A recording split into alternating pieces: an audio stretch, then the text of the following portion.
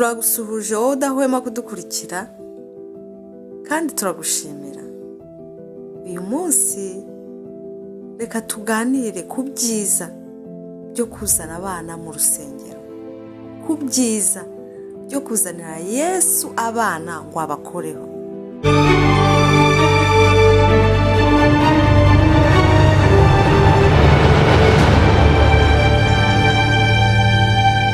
Reka dusome ijambo ry'Imana muri Matayo ibice byaho 19 ku murongo wa 13. Maze bamuzanira abana bato ngo abarambikeho ibiganza abasabire. Abigishwa barabacyaha, maze Yesu arabahamagara ati, mureke abana bato bansange, ntimubabuze, kuko bameze batyo ubwami bw'Imana ari ubwabo. Ese buriya mu by'ukuri ni iki cyatumaga abigishwa ba Yesu badashaka ko abana bamusanga? Ese ni ukwanga abana? Ese ni ukubera iki? Bangaga yuko barushya Yesu, baratinyaga bakavuga bati, abana nibasanga Yesu baramurushya, baramukoraho, baramwurira, bararira, baramwanduza. Nicyo batinyaga. Kandi nawe mubyeyi, nicyo utinya? Wanga kujyana umwana mu rusengero uvuga ngo arandushya, araza gusakuza, araza kurira, bityo bigatuma abana bato benshi basigazwa mu ngo. Ababyeyi bakajya gusenga, abarezi bakajya gusenga, bagasiga abana mu ngo. Ngo aya ntacyo, ngo nakura ngo azajya ajya gusenga, ngo ariko mu gihe akiri muto ngo azaguma mu rugo. Yesu yarabyemeye. Yesu yemeye ko abana bajya mu rusengero. Yesu yemeye ko abana bamusanga. Yesu arashaka abana. Yesu akunda abana. Mwiheze abana mu ngo, mubajyane kuri Yesu, kuko iyo umuhejeje mu ngo, Satani uduhiga ni umugome, ngo azerera nk'intare yivuga ashaka uwaconshome. Azakubura wagiye mu rusengero, azaca inyuma agenda aconshomere wa mwana wawe.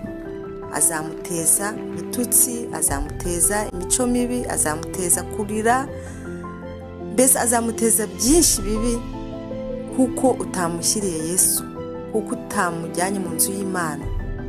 Ariko muha abana agaciro. Yesu yahaye abana agaciro. Mubakunde, mubatege amatwi, mubakire. Ese iyo abana bageze mu rusengero bahabwa agaciro gakwiye? Ese bicara neza? Umwana iyo aje akicara byigana, akabona ararwana na mugenzi we kubera kubura uko yicara neza, ntabwo agaruka. Iyo aje mu rusengero akabona ntiyize neza, akabona ntahabwa agaciro, akahasonzera, akahagirira inyota, ntabwo agira umwete wo kugaruka.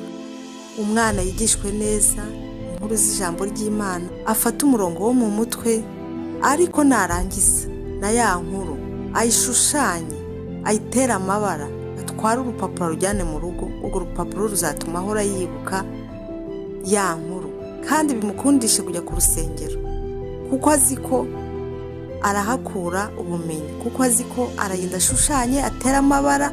Abana barabikunda. Ariko nagenda akiga gusa, agafata umurongo wo mu mutwe, nta kintu kindi yakoze, azumva, ariko ntabwo azafata inkuru cyane nk'uko yari gutwara urupapuro yanashushanyije, yanakoze amakara. Nimba atabasha no gushushanya, inkuru zikurwe mu bitabo bazishyire ku mpapuro zishushanyije, abana bazitera amabara, byaba ari byiza cyane. Kiriya gihe ababyeyi bazaniye abana babo Yesu bakoze nk'uko bikwiriye. Reka ababyeyi ba none bakore batyo. Reka ababwiriza butumwa bwiza bafata abo bana mu biganza kandi babaha umugisha mu izina rya Yesu. Reka amagambo yimbitse y'ubugwaneza abwirwa abo bana bato, kuko Yesu akunda abana. Mubakunde, mubabwire neza. Yesu yateruye abana arabaganiriza, yabibaga mu bwenge bwabo bukiri buto, bugikura. Imbuto y'ukuri izamera kandi ikera umusaruro mwinshi igihe bazaba bamaze gukura. Zana umwana kuri Yesu, zana umwana mu nzu y'Imana, muzanire ijambo ry'Imana, akurire mu nzu y'Imana. Naguma hari hanze bazamubibamo imbuto mbi, ibitutsi, inzangano, mu gihe uri mu rusengero azakurana imico myiza, uwo hanze azakurana imico itari myiza. Reka turerere abana mu nzu y'Imana, tubatoze imico myiza, tubigishe ijambo ry'Imana, bazakurana imico myiza. Nibo baririmbyi b'ejo, nibo badiyakoni b'ejo, nibo torero ry'Imana ry'ejo, nibo bapasiteri b'ejo, ni nabo bayobozi b'igihugu b'ejo, nibo Rwanda rw'ejo.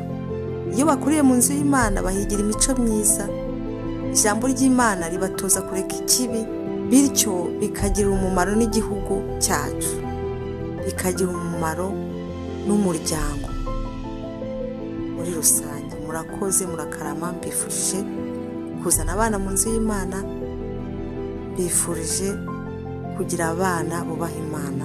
Murakoze.